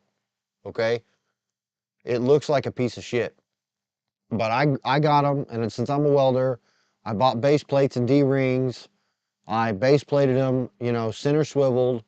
I added, blocks of 1/4 inch square rod, and I cut it down and I added them as to make them offset. So the traps came non-offset, no modifications at all. And I modded them all the way up. And those Montana number 3s are some of my favorite traps. And they don't lay flat because they're twisted. The levers get twisted, and because the levers get twisted, they're twisted up and your jaw's set different and your pan sticks up. But I'm telling you, they fucking hold, man. They are some of the greatest traps I've ever used, and they set so good because the way they're twisted up, they're not perfectly square, so you don't have all this rocking. That whenever you shove them down into some dirt, they just set there almost every time. They're the fastest setting traps I got. Let me catch up on comments. Chris says only other place near wants $25 a piece. Yeah, that's too much. I think there's 17 or 18. And if you buy them, there's 2 or 3 places online you can buy those Duke 550s. You can get them for $175 to $180 a dozen. That's badass. Lobo Pro says, friend of mine that fixed that clutch just got legal and has got 4 so far. Nice. You're talking about wolves. Man, you guys are you're up in Idaho, right? So um are you getting paid by the government for the wolf and getting to keep the skin? Is that how that works? Because I thought about it. They were posting, what was it, two seasons ago? They were posting all those, what do they call it? Not a quota, but they're paying you for each one. And hell, I'm brain farting out right now. But you're getting paid for each one, or at least that's what they were saying 2 years back. That would be a hell of a trip. But then you'd have to get a hold of people, and people like you and people that have been around there. They already got most of that stuff pinned up, I think. In Oklahoma, everything's private. I mean, there is some public land, but most people don't trap it. There's too many stipulations. You can't trap public land and keep everything. So ODWC controlled land here, you can't keep. You can keep everything, but only 3 or 4 of the wildlife management areas allow you to have all the critters. Most of them only allow you to have like rabbits and a couple other things. You can't even trap beaver and bobcats. And then the places where you can trap anything, some of the federal management areas, they don't let you keep it. You got to leave it laying, or you got to take it with you, but you can't use it. You can't sell it. That's horseshit. All right, wait a second, Mark. Are you talking about money being in the coons? Tell me the money's not in the coons. I'm going to quote one of my favorite trappers on the planet. His name's Wayne Derrick. And if he knew all the cuss words are coming out of my mouth on this live, he'd be pissed. He's a great dude. But he says, I hate coons. And I quote that all the time. I hate coons. I hate skinning them. I hate their fleas. I hate fleshing them. I hate that grease. I hate coons. I don't like trapping them. But there's going to come a time when coons are going to pop up. And when they do, I'm going to be a coon trapper too. I'm not going to lie. Chris says, must not be any fox around you. No, there's no fox around me. I've caught one gray fox. He's in my freezer. He's been there for 4 years. I'm scared to take him out. I'm gonna leave him there until I got some money. I'm trying to turn YouTube into money. I think it's gonna happen. Lobo Pro says Foundation for Wildlife Management reimbursement is 2K in my unit. What's that mean? You going to say, I never seen fleas worse than the coyotes in Arizona. I'll bet. They never get cold enough there for them to die, do they? It's like having fleas on a cat in Oklahoma. Not a bobcat, like a house cat, stray cat.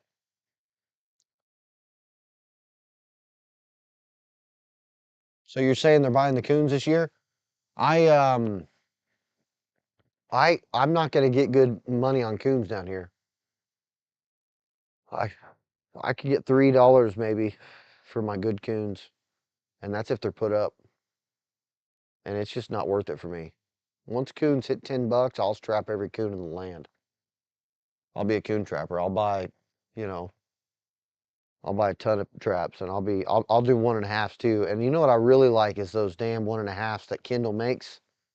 That badass coon 1.5 special that Kindle makes. That's a badass trap.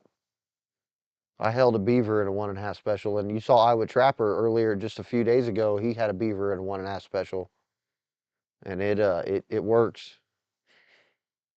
Front foot catch on a beaver. That 1.5 special gets high enough up on the arm, they don't twist off. And now that may not be true for a 60, 70 pound beaver, but it'll hold your 40, 50 pound beavers pretty good.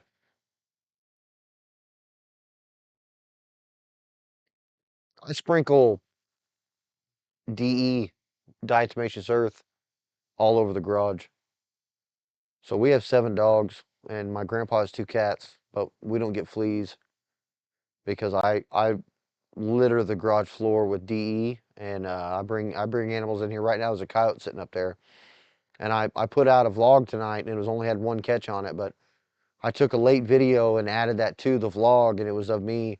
I just skinned back the one of the back legs a little bit and showed everybody how blue it was still. My coyotes are blue. What kind of coyotes you get up there, Lobo Pro? Are you getting some really beautiful coyotes up there? I mean, I know you're probably not trapping right now, are you? You're getting ready to, but I mean, those coyotes up there ought to be awesome right now. And I'll bet your coyotes are good a little later too. The flies, man. I was so happy last week whenever we went down to 30 degrees and upper 20s and mid 30s, and the flies were all dead. And then the fucking heat came back, and now it's fucking flies everywhere. I can't stand them.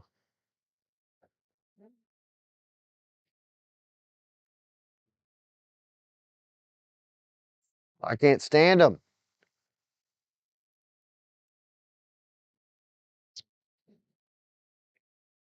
Yeah, let me see what I can show y'all. Let's see here. Oh, here's one of my antis, my haters.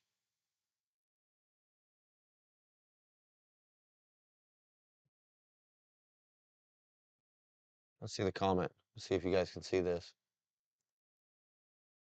I like to do this. So I like haters. Anybody who's an anti or hater gets on my YouTube or on my Facebook, starts saying stuff, I always respond. And I'm not a dick usually.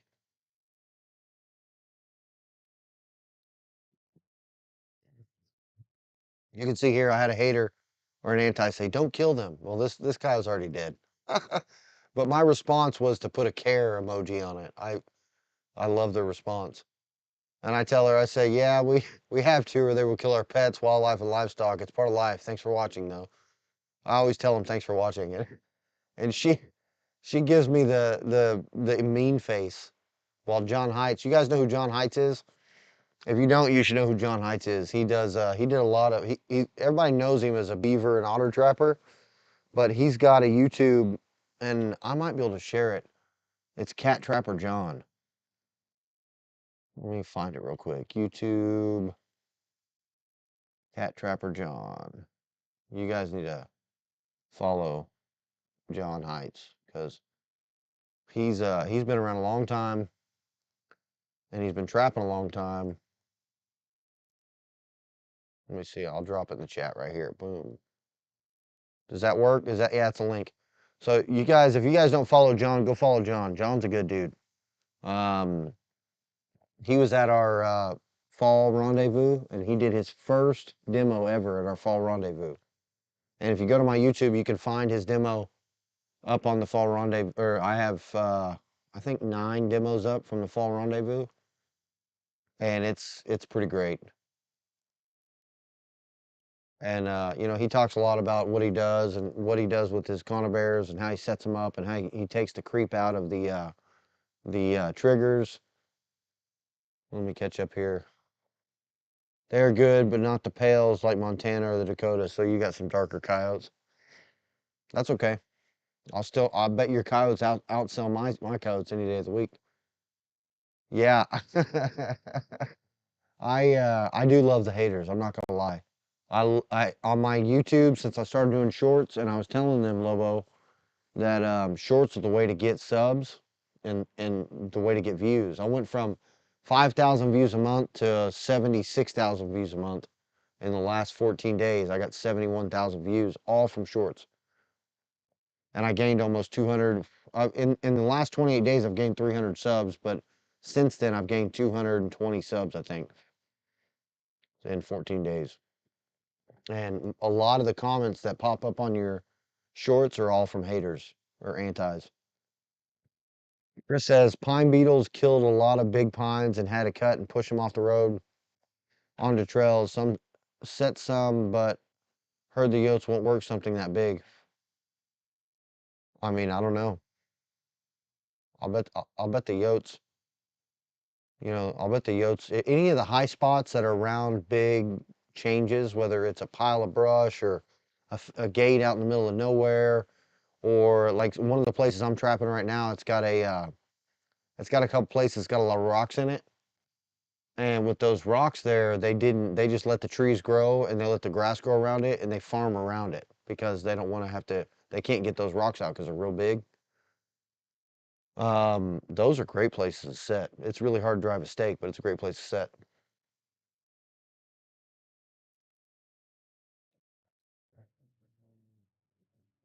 And you know what I found out, Chris? I was listening to Coyote Academy. I forget the guy's name. He told me his name last time he was in my chat.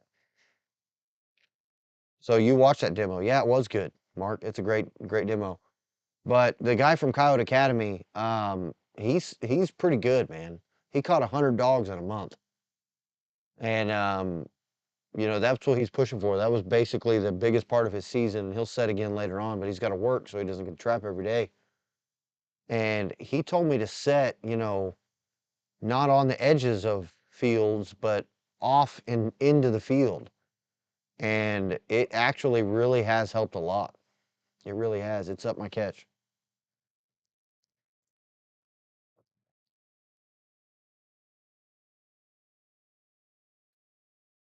Yes. See the algorithm. That's it. That's why I love it. And I told I told another guy that earlier today. It was in my story. It might still be. Let me go look and see if it's in my story. If so, I'll show it to you. But the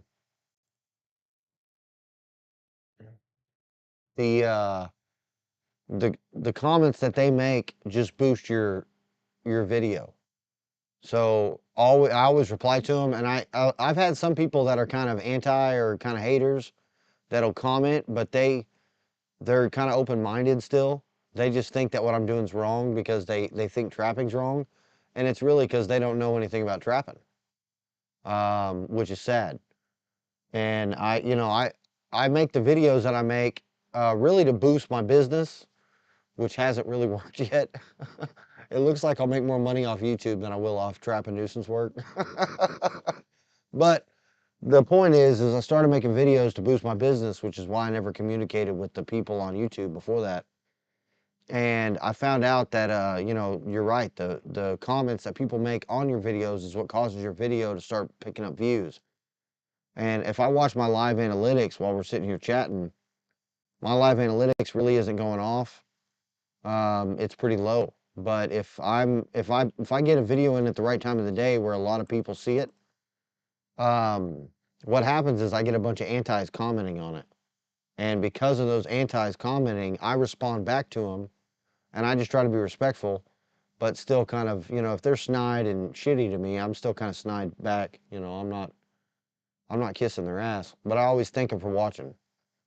And I had a guy today tell me that I'm an asshole that needs to die on Facebook, so that wouldn't fly on YouTube. If you put that on YouTube, they delete it. But if you put it on Facebook, they'll let it go through. So I responded back, and then I shared it on my Instagram story.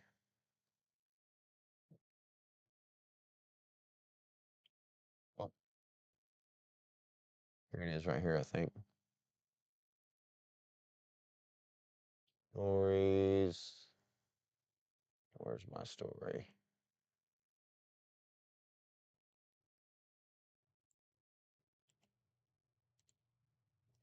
There it is. I'll switch over so y'all can see it. So this guy named Bob Westra says, "Wow, you're a real killer, aren't you, tough guy?" So the Cubs, and now this is a video that I made in CapCut and put up as a short on YouTube, and then about a day after my YouTube shorts go up, I put them on Instagram and share them as a story, or share them as a reel, and then I share them to Facebook. But they're usually on YouTube for a whole day before this happens. Most of your views are going to happen in the first 15 hours anyway. And he says, "So the Cubs will starve too, and I hope you step into an old abandoned bear trap yourself, you asshole." So my response was, "Bob, oh, don't be so nice, Bobby. Not sure if I can take it. I might just faint." I said, "I'm going to trap so many pup factories it will give you a heartache or attack, your choice. Why don't you follow me and subscribe on YouTube? I love having you blowing up my post with loving comments." And I was just being, facetious, being an asshole, but I was being an asshole response. But the idea is that if I get more of these guys on my YouTube blowing up my YouTube because they hate my YouTube videos, it just blows up the algorithm and it's just better for me. So bring all the haters. Chris says, "I caught 2 dogs first 3 days, last 4 only a possum. Starting to think I got lucky." Nah, you just picked up the dumb ones real quick because you had some stuff out there. I don't know how many traps you say you had out, Chris? Because if I've got 72 traps out tonight, which is what, 6 dozen. So I got 6 dozen traps out for the first time in a while. I mean, I started out with I think 18 traps the first night, and then 30 traps the second night, and then I kind of nursed those. I went up to 32, and then I made it up to 44, and then I made it up to 50, and then I got up to 56, and then I stopped at 60. Yeah, so you only got 7 traps out. So, it's a numbers game when it comes to trapping. Jeff, you said everybody have a good night. Time to head for the river. Yep, Jeff's going to trap. Jeff, by the way, is a badass. He's going to put 200 traps in. He's not going to stop until nighttime tomorrow night. So go fucking get him, buddy. Send us stuff online. Let us know what you did. But yeah, if you got 7 traps in there, Chris, um, you know, that's why you're only going to catch a few dogs here and there. But if you put 27 traps out, you'll probably get your dog every other day or 4 or 5 dogs a week. And if you can put out 57 traps, you should catch, 6 or 7 dogs a week. You should average a dog a day, easy. And I'm hoping with 72 traps, I'm going to average 10 dogs a week, minimum. 10 dogs a week. Let me get it off this crap. Hold on, let's see what's else in my story. I don't want to talk about that. That was a guy being a jackass. I thought this was funny. Silly putty implies the existence of serious putty. And some guy comes back and goes, "Yeah, I believe that is called C4." Yeah, that's some pretty serious putty right there. Oh, I saw this video today. I'll have to pause it. I saw this video today. This girl, they have a pet raccoon. I guess it's her grandparents' house or something. And her daddy's taking a video of her because she's tired and she's throwing a fit and she won't put the raccoon down because she wants to keep the raccoon and she doesn't want to leave. And her dad's like, "No, we got to go, honey. It's time to go." And she's like, "I can't let it go." He was like, "Does that raccoon ever bite you?" She goes, "No." And then as she walks away, she's crying and she's like, "Yes, it bites me all the time, but I don't care. It's my raccoon."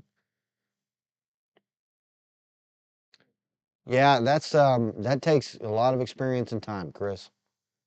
And I don't know how long you've been trapping, but my first year, I fielded all my questions through guys that knew what they were doing on Trapper Man. Um, Most of what I know, I learned from better men than me. Let me turn that off so you guys can see. Just me. Most of what I know, I learned from better men than me that have been around a long time and trapping 40, 50 years or longer. And what I would do is I'd field questions through them because they were really, they were nice enough to answer questions. And then what would happen is I would take their advice and I would apply it. I would apply the wisdom they already have to what I was doing. And it worked out. And I learned a lot. And the first time I had to deal with a digger, I listened to what they said online. And they would tell you that you need to put a trap in front of the set and you need to totally blend it in like it doesn't exist. And it wasn't, 3 nights after I started having that digging problem. That digger went on for 3 or 4 nights the first time. And I came in and I put a trap up front because he kept digging up my trap. And sure as shit, I had that bastard. And then I had him in both traps. And he was going nowhere. And I learned a lot from guys online. Mark, you leaving? Says, I got to go to bed. Take care of my friends. Mark, I'll see you later, bud. I appreciate you jumping in. I really do. We're kind of getting that time anyway. It's already 11 o'clock. I probably ought to shut this down. I guess, out there in Idaho, what's it, 9 o'clock? 8 o'clock in Idaho? It's early. But I got to get up early too, and I got to work tomorrow. So, what's up? Don't tread on me. We were just getting ready to shut down, buddy. We've been going on almost 2 hours now, hour and 52 minutes. I got some of my wife's hair stuck in my beard. That ever happen to y'all? Actually, it's one of my kids' hair. It's not my wife. Anyway, um, we're getting ready to shut down because we've been going a minute. I've had we had up to like 13, 15 viewers at one time earlier, only about 5 of them talking. But now we got 6 people in here, and I think about 3 or 4 of them are still talking. But yeah, YouTube, you got to go to my thing and turn on the bell. That's the only way it pops up. But yeah, Lobo Pro, I appreciate it, bud. Get that buck. Don't tread on me. I appreciate you popping in. And 1776 worldwide, my friend. That's right. But I'm gonna sign out. You guys have a good night, and I'll put in some shorts and some vlogs tomorrow and over the next few days, and I'll try to go live again on Thursday night. And until then, Dominion out.